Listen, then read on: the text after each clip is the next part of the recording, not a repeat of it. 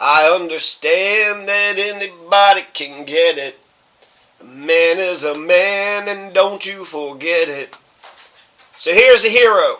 This here is the hero. This man, his name is Jacob Lee Bard. Let's watch him walk in the courtroom, all shackled up.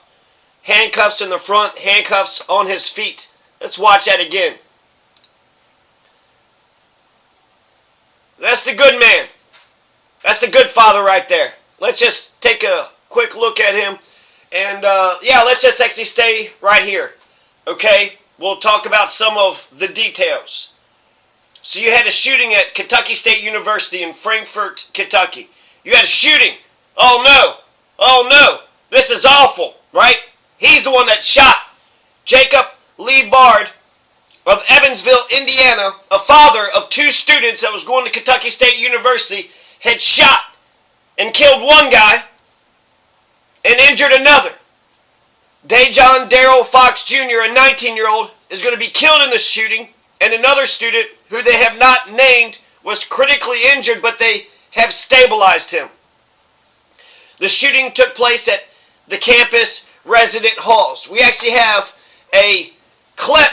Here's a clip of the fight, and I think you see most of it. I can't really exactly tell what's precisely going on here because the person is just kind of looking out the window.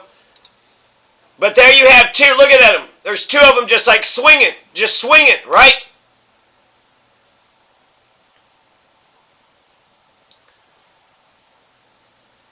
And then you see some guy. Is that campus police? I mean, let's watch that just one more time. You would really have to slow it down, but I see several things here. Okay, so you got two people, right? Two people that are fighting. One's on the ground. One's swinging crazily. There's a guy that's going to come in with a bat. So that guy takes off running. He takes off running. This guy's going to back up. And then there's going to be a guy right here with a bat. What's this guy doing with the bat? Who's this guy? Who's this guy? What the hell is happening right now? There's a campus police officer right there. And then he falls down to the ground. Then he falls down to the ground. And then you have him. Is that him right there? Did he just shoot? And then he put his hands up at the campus police? Campus police has now got a gun trained on him. What was he supposed to do? Okay, so now we've got a little bit of the taste of what's going on. Let's come back to him. Okay, let's just have him on the screen and I'll tell you exactly what's happening. The shooting happened December 9th, 2025. That's when the shooting had happened. So this is 18 days ago is when the shooting had happened. But the incident that began all of this happened October 11th, 2025. So Jacob Lee Bard, he's got two sons who's enrolled in the dormitory in campus housing at KSU, which is an HBU school. October 11th, 2025, a mob activated a fire alarm, disabled security cameras using fire extinguishers, and robbed the dormitory. That happened October 11th, 2025. How is a mob, this sounds like gang activity, how is a gang able to go into a dormitory and rob the dormitory? Don't they have campus police? Where the hell is the state police? Where's the county police? Where's the city police? Don't all the police have jurisdiction at a university? One of Jacob Lee Bard's son had reported the crimes to campus police, and snitches get stitches. So because of this man's son reporting crimes of that mob, really, I mean, did you even really need anybody to report it? You know that by the damage, by the thing, but because he had talked to the police about the crime that had happened, his son was going to receive death threats. Alright, so that happened. A robber had brought a gun to campus. The police confiscated the gun. That was it. December 6th. Alright, now we're going to get to some more specific details, so pay attention.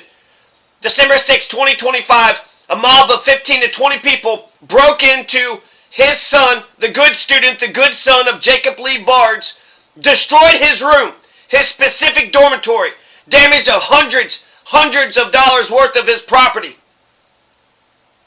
After the mob of 15 to 20 people broke into his room and destroyed his room, well, he locked the door and he's going to hole himself up in the dormitory. Jacob Lee Bard's son refuses to leave out of his dormitory. But he's running out of food. His son is running out of food. December 8th, 2025. Now we got 20 to 30 people. The mob is growing. 20 to 30 people surrounded Jacob's son's dormitory with baseball bats and other weapons. We saw a baseball bat. We saw somebody had a baseball bat right then and there. Jacob's son asked his father to be removed from campus. He's like, I'm in my room. These people are messing with me. I don't know what to do. Hey, Father, can you do something? Just get me out of here. Just let me leave the campus. I don't want to be in school anymore. So Jacob Lee Bard, the father, is going to come to Kentucky State University. He talked to the dean. He talked to the campus police. But they didn't assure him of his son's safety. Now the next day, December 9th, 2025, Jacob Lee Bard and his other son, remember he's got two sons who's enrolled at KSU, so Jacob Lee Bard and his son and one campus police officer decide to go into the dormitory to the good son that had reported the crime, who had holed himself up. So you have three saviors, Jacob Lee Bard, his other son, and one campus police officer. They go into the dormitory, and when they go into the dormitory, the mob approaches them. The mob approaches the three saviors. Some of them summon others with their phones. This sounds like gang activity. Later on, the mother of the deceased is going to ask the vice lords to murder Jacob Lee Bard and his two sons. So is this the vice lords? I've never heard of this gang. But that sounds crazy to me. You went to the university to study so you could better yourself and have transferable skills so you can make something of yourself, and you joined a gang?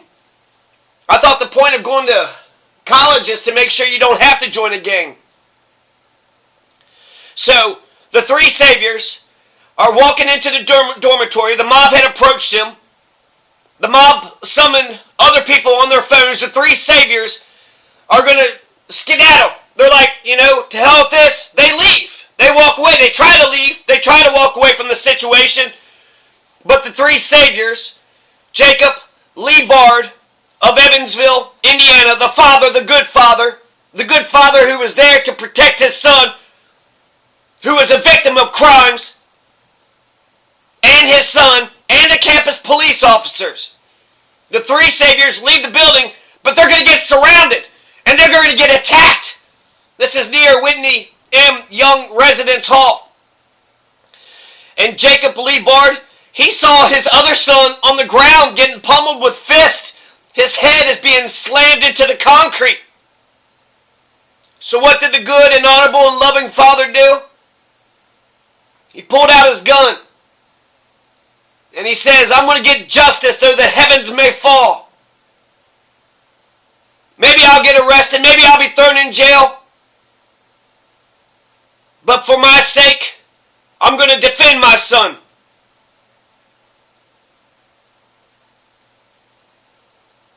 And he shot his gun. He pulled out his gun and he shot two of them. One injured, another dead. Then the Kentucky State University, now they give a damn. Now they're paying attention. Now they put the place on lockdown. Oh, okay, now you're putting the place on lockdown. You didn't seem to give a damn when a mob of people broke into a dormitory and stole a bunch of crap. You didn't seem to give a damn when a mob broke into this guy's particular dorm. You didn't give a damn when they came back 2 days ago with bats and weapons.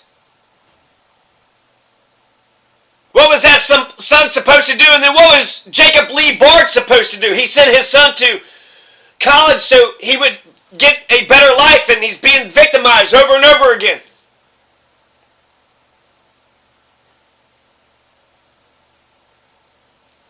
Jacob Lee Bard is soon after arrested. He's put in jail. He's held on a $1 million bond.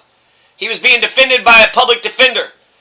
And then December 23rd, So what is that? 14 days later, 2 weeks after the December 9th, 2025 shooting, a Kentucky grand jury declined to indict. No true bill. They weren't able to secure the indictment. Prosecutors dropped the murder charge, and Jacob Lee Bard is a free man. Jacob Lee Bard is a free man. And not only does he become a free man, but you're going to have the parents of the person that had got shot is going to get arrested because they're posting a bunch of threats online. And yeah, look at them. They're ashamed of themselves. This is the unfortunate victim. But then he was also a perpetrator as well, was he not? So this is the parents. Here's what the parents of the other guy, this is what they look like. They're going to get arrested because they're threatening to commit forcible felonies. This is Dejon Darrell Fox, 38, and Chardonnay Cleveland, 37. So 37-year-old Chardonnay and 38-year-old Dejon are going to ask the vice lords to murder Jacob Lee Bard and his two sons. You know, I can understand them feeling sad that their son had got shot, but why was your son a part of a gang? Why was your son a part of a gang that was going around robbing people? Why was your son a part of a gang that was going to go after a good son that had talked to the police, surround him and threaten him? Didn't your son need to do some reading? Didn't he need to do some mathematics and some calculus? So this whole story, it's remarkable that Jacob Lee Bard had turned this whole thing around. He's a free man. He gets to walk away. He gets to walk away. And then the prosecutors are saying that they're considering some other charges. And then the damn president of Kentucky State University was acting like this doesn't bring us any closer to healing. Yes, it does. Yes, it does. What the hell does it help anybody? How does it help anybody to arrest the person that actually was standing up against the violence and the oppression and the aggression? Who started it? Why do you have violent thugs with baseball bats that's going around trying to scare other people? It's like, what are you going to do? You're going to read a book, huh? You're going to learn your calculus? You're going to learn macroeconomics? Is that what you're trying to do? Yeah, what the hell are you trying to do? Let's listen to I think this is the public defender. They're saying this is Jacob Lee Bard's lawyer. His head into the concrete with fists and feet. He's unable to pull the individuals off of his son. And seeing his son in imminent risk of death and serious injury, he did what any parent would have done in that moment. Franklin County Commonwealth. So that was Jonathan Danks. So congratulations to Jonathan Danks. And then who's this guy over here? He's taking like a little picture. So that's fantastic. I am so elated about this story because what the hell, if you're Jacob Lee Bard, what the hell are you supposed to do? You're just supposed to sit in Evansville, Indiana, hearing about your son who did the right thing, reported the crime to the police, and they didn't like that. No, the gang that committed the crimes, well, they don't like it when you report things to the police, so then they circled around his son. First, they broke into his room, trashed his place, destroyed his property. Does he have any books? Does he have any computers? At least the door is shut, and he's barricading himself in. But he's out of food. And who wants to live like that, just staying in a dormitory and never being allowed to leave? After they break into his room, they come back with bats and weapons. What is the father supposed to do? Just sit in Indianapolis and just be like, well, I guess there goes my son. Who gives a damn? Oh, well. Nah, they rallied around the family. They rallied around the family. Just like Rage Against the Machine told us to do.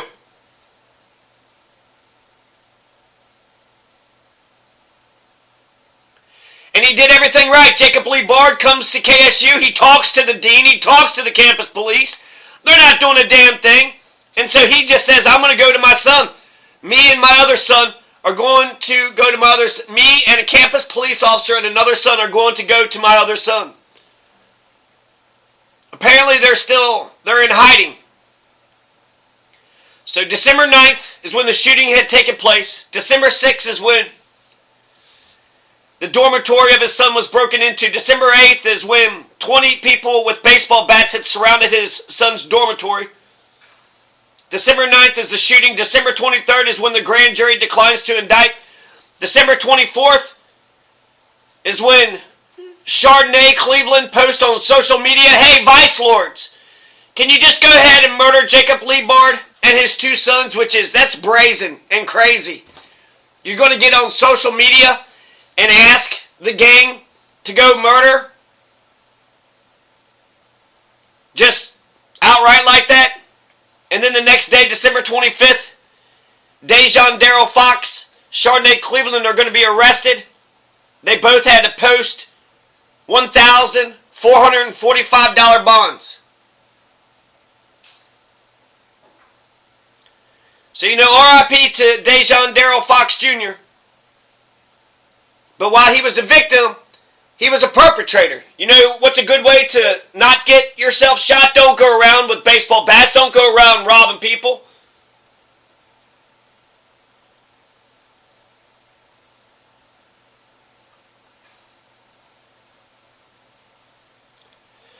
I think that's all the details I have here. And it just goes to show you, the apple doesn't fall too far from the tree. You can understand you're sad that your son was shot, but did you ever tell your son to walk away, to turn the other cheek, to not go around committing crimes? Was that part of the lessons? He turned this whole thing around. Look how they're perp walking him into the courtroom. They are perp walking him into the courtroom. He's got an orange jumpsuit. He's got his ankles are shackled. His hands are shackled. But after Jacob Lee Bard fired his shots, it looked like he put his hands up and allowed the campus police officer to arrest him. It also looks like he saved his son's life. Both of his sons. This is a good man. And what a great Christmas gift. It's a Christmas miracle. Now they can celebrate Kwanzaa or Festivus or the New Year's, whatever they celebrate. They're in hiding. But Jacob Lee Bard got a no true bill. He's a good man. He's a good father. And this country would be a lot better if we had more good fathers like Jacob Lee Bard of Evansville, Indiana.